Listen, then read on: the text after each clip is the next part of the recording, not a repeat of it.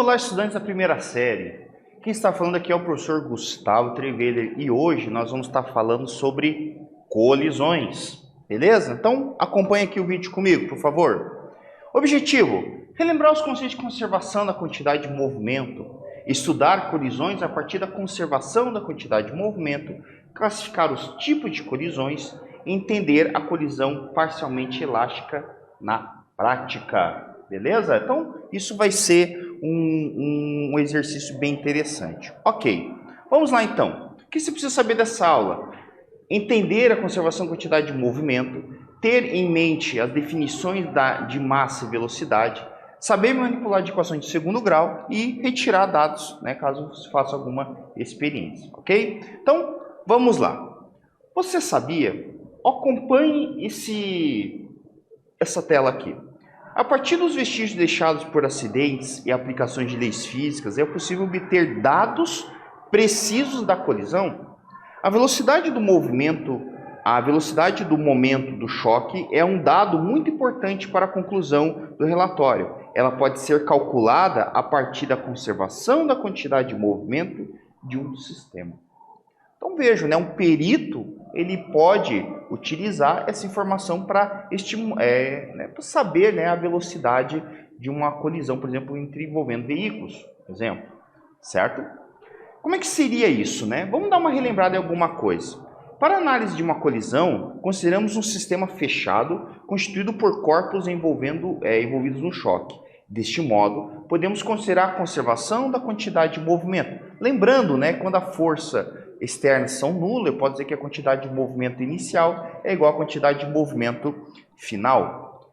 Se a somatória das forças externas no sistema for nula, então a quantidade de movimento do sistema é conservada. Sendo assim, se tivéssemos dados iniciais das características do objeto envolvidos na colisão, podemos prever o que ocorrerá após a colisão. Certo? Então essa que é a jogada. Se eu saber alguma coisa antes, eu consigo determinar o que irá acontecer após.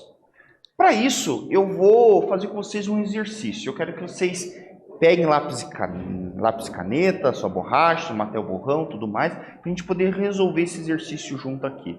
Acompanhem comigo, olha que doido. Dois patinadores de massa igual a 45 kg, melhor dizendo, dois patinadores de massa MA igual a 45 kg e MB igual a 55 kg, deslocam-se em uma mesma trajetória retilínea com velocidades respectivamente iguais a 4 metros por segundo e 2 metros por segundo. O patinador mais rápido persegue o outro. Ao alcançá-lo, salta verticalmente e agarra nas suas costas, passando os dois a se deslocar juntos. Determine a velocidade com que passam a se deslocar. Certo? Despreze qualquer força de atrito. Eu vou dar um tempinho para vocês poderem tirar as informações disso, tentar resolver isso, que daqui a pouco a gente volta para discutir.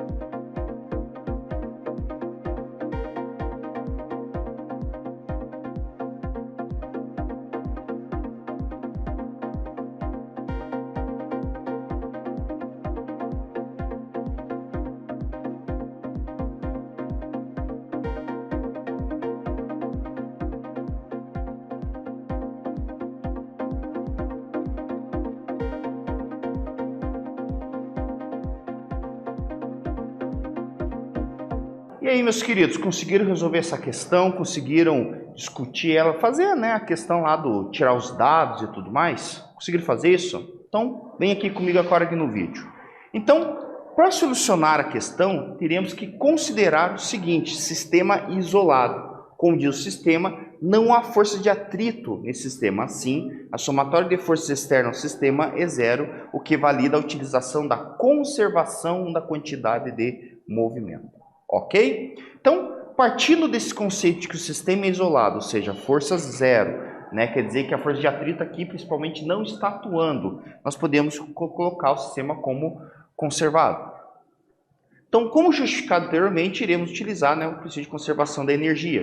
Então, melhor dizendo, quantidade de movimento. Então, princípio de conservação da quantidade de movimento. Então, eu sei que as massas deles são 45 e 55 quilos. Eu sei que a velocidade do objeto A é 4 metros por segundo, do B é 2 metros por segundo.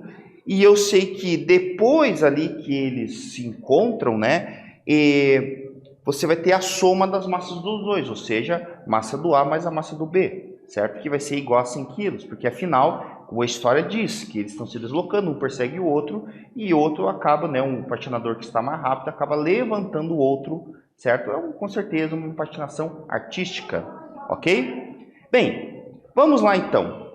Fazendo isso, nós sabemos o seguinte: quero saber qual a velocidade. Uma das maneiras de fazer isso aqui é você igualar os dois lados. Quantidade de movimento inicial é igual a quantidade de movimento final, ou seja, quantidade de movimentos antes é igual a quantidade de movimento depois. Substituindo na fórmula, seria o seguinte: MA vezes VA mais MB vezes VB é igual, abre parêntese, MA mais MB vezes a velocidade final do sistema. Substituindo os dados, vamos ter o seguinte: 45 vezes 4 mais 55 vezes 2 é igual a 100 vezes V. Eu coloquei como um V' ali para diferenciar que é a velocidade final. Resolvendo isso aí, ó, nós vamos chegar a 2,9 metros por segundo. Ou seja, a velocidade do patinador que estava mais rápido diminui e a velocidade do patinador que estava mais lerdo, né, estava mais devagar, aumenta, certo? Porque é a somatória dos dois, ok? Tranquilo? De boa? Mas repare o seguinte comigo aqui, ó. Queridos, repare numa coisa. Como é que funciona essa questão do choque ali, né? Esse aqui foi apenas um exemplo, né? Que a gente falou em choque, colisões aqui. Que tipo que existe? Vamos estudar um pouquinho melhor sobre isso aqui. Bem, olha que doido, né?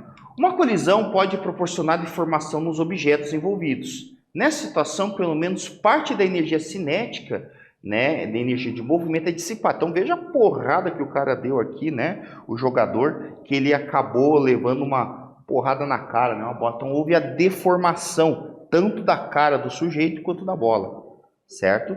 Então veja que isso aqui seria um tipo de dissipação, né, um tipo de colisão, certo? E a gente vai falar um pouquinho sobre elas aí.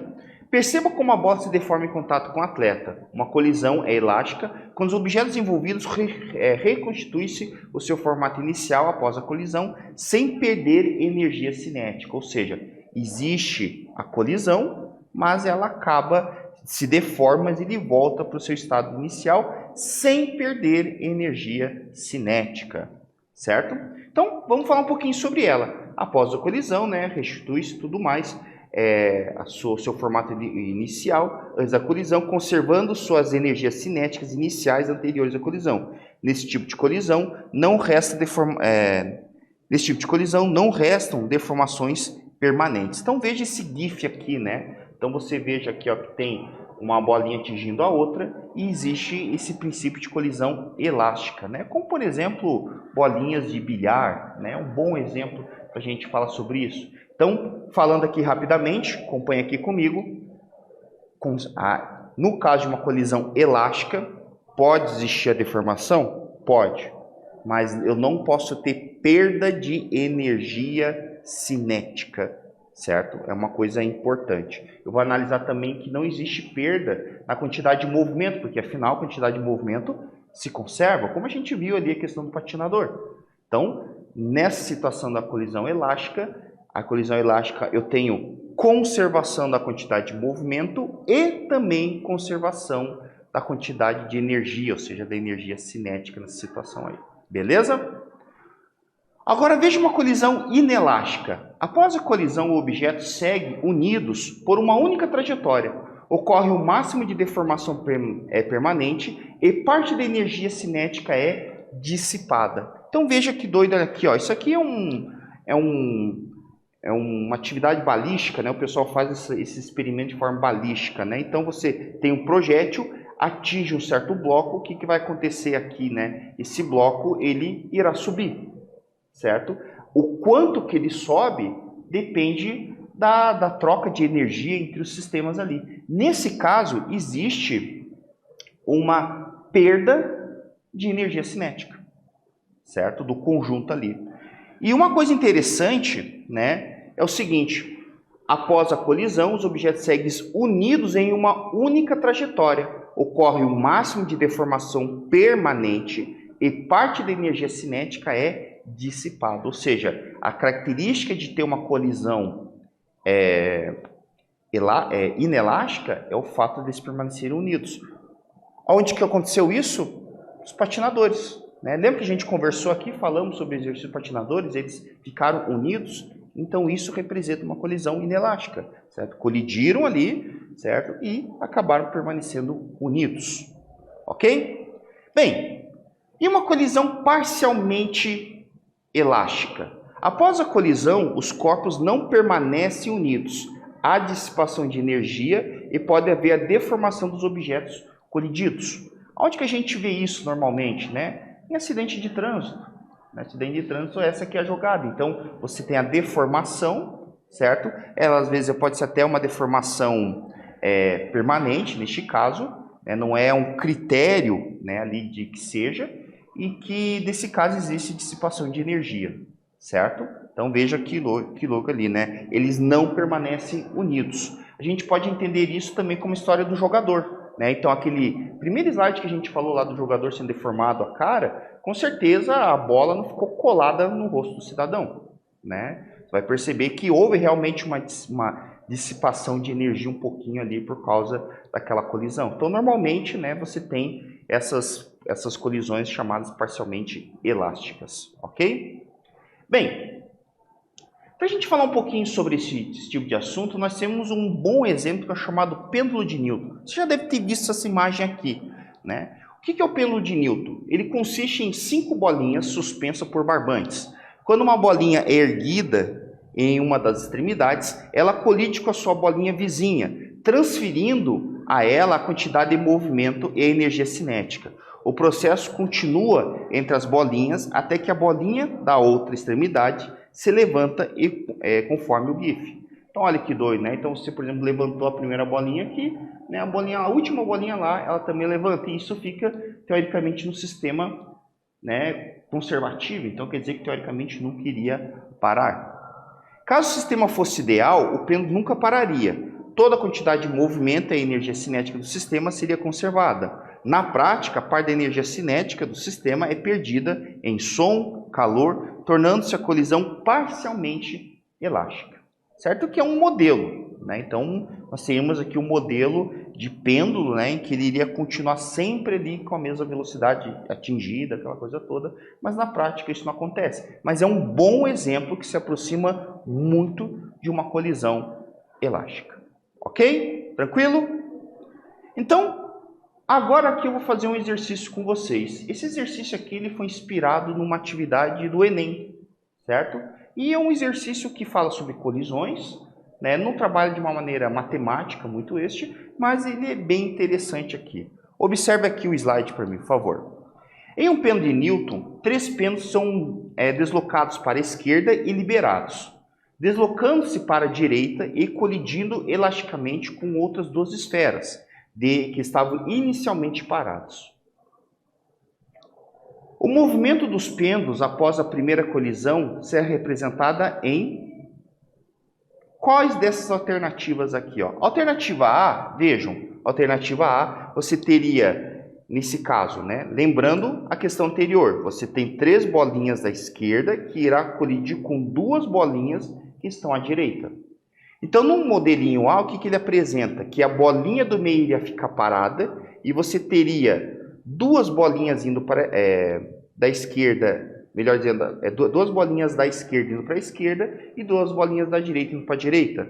No B, eu vou perceber o seguinte, que eu vou ter, indo para a esquerda, duas bolinhas e indo para a direita, três bolinhas. No item C, eu vou perceber que eu tenho duas bolinhas paradas que estão à direita e três bolinhas que estão melhor dizendo, duas bolinhas paradas que estão à esquerda e eu vou ter três bolinhas indo para a direita. E depois do item D, eu vou ter o seguinte, eu vou ter aqui três bolinhas que estão paradas, que estão à esquerda, e eu vou ter duas bolinhas indo para a direita. Qual dessas alternativas é a correta? Eu vou dar um tempinho para vocês poderem pensar nisso, lembrando sobre a conservação da quantidade de movimento e sobre colisões, e daqui a pouco a gente volta para discutir.